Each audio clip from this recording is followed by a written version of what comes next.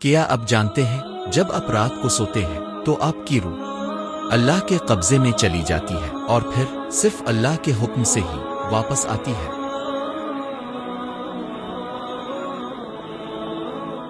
یہ کوئی کہانی نہیں، یہ کوئی وہم نہیں۔ اللہ تعالیٰ قرآن میں فرماتے ہیں، سورہ الزمر آیت 42، اللہ روحوں کو قبض کرتا ہے ان کی موت کے وقت، اور جو نہیں مرتے ان کی روح نیند میں لے لیتا ہے۔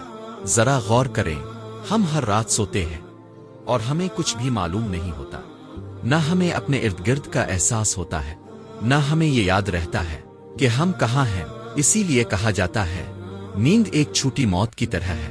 ہر رات جب ہم آنکھیں بند کرتے ہیں ہم مکمل طور پر اللہ کے رحم و کرم پر ہوتے ہیں، اور ہر صبح جب آنکھ کھلتی ہے یہ ہماری طاقت نہیں بلکہ اللہ کا کرم ہوتا ہے کہ ہمیں دوبارہ زندگی دی جاتی ہے۔ اب سوال یہ ہے، روح کہاں جاتی ہے؟ احادیث سے ہمیں یہ معلوم ہوتا ہے کہ انسان کی روح اللہ کے حکم سے اوپر اٹھائی جاتی ہے، فرشتے اسے لے جاتے ہیں اور اللہ کے حضور پیش کرتے ہیں۔ نیک انسان کی روح سکون اور رحمت میں رکھی جاتی ہے، پھر اللہ حکم دیتا ہے میرے بندے کو واپس بھیج دو، اس کی زندگی ابھی باقی ہے، اور روح واپس جسم میں آ جاتی ہے۔ اسی لیے رسول اللہ نے یہ دعا سکھائی، اللہم بسمک اموت و احیا، یعنی اے اللہ میں تیرے نام کے ساتھ سوتا ہوں اور تیرے ہی نام کے ساتھ جاگتا ہوں۔ لیکن ایک حقیقت ایسی بھی ہے جو انسان کو سوچنے پر مجبور کر دیتی ہے، ہر روح واپس نہیں آتی۔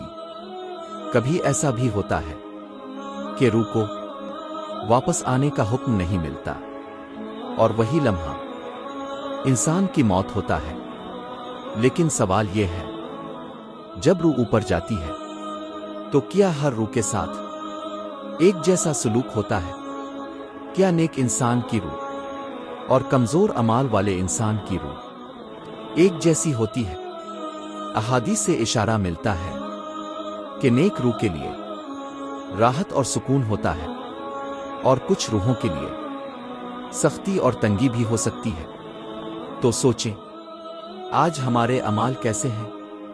ہماری نماز، ہماری نیت، ہماری زندگی، کیا یہ ہمیں سکون دے گی؟